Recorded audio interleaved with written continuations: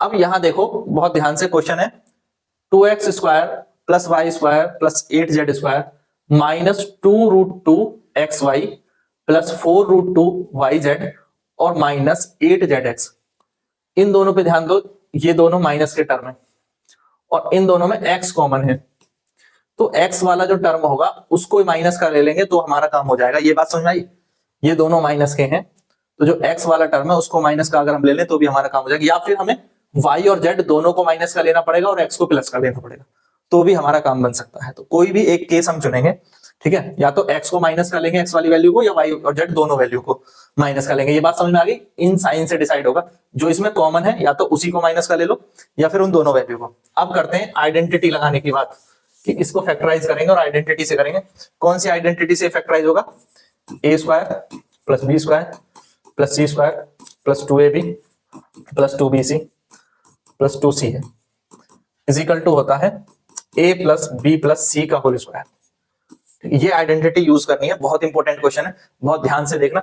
a square तो ये हो जाएगा √2, ठीक है, पेन कलर चेंज कर लेते हैं, √2x का whole square plus b square हो जाएगा y स्क्वायर और ये हो जाएगा 2√2z का होल स्क्वायर।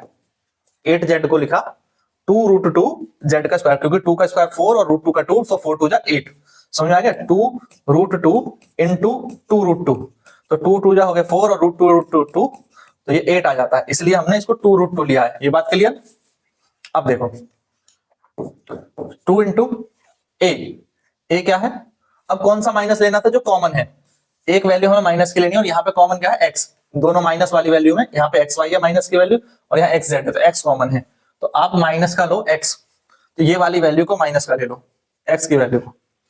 अब इनटू, तो ये यहाँ पे हमें माइनस की ही लेनी है, माइनस के √2x, y की वैल्यू y है, प्लस 2 इंटू बी y हो गया और c की वैल्यू है 2√2z plus 2 into 2√2z into minus √2x। सब ए बी सी की सब वैल्यू रखनी। तो देखो, तो ये फैक्टर बन रहे हैं, यानी इस तरह से ये फैक्टर आ रहे हैं और इसी को हम समराइज करते हैं। तो समराइज करने पर हमें क्या मिलेगा?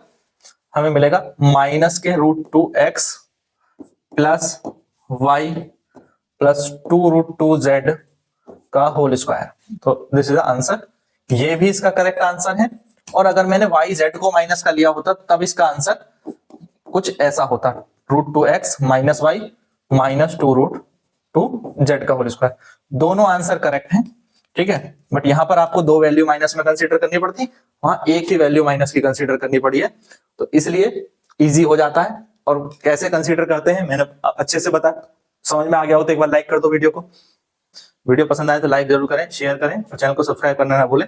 इसी तरह के और क्वेश्चन देखने के लिए चैनल पर प्लेलिस्ट बनी हुई है, क्वेश्चन वाइज भी और चैप्टर वाइज भी, तो लगातार तैयारी करते रहें, पढ़ते रहें। Thank you, thanks for watching.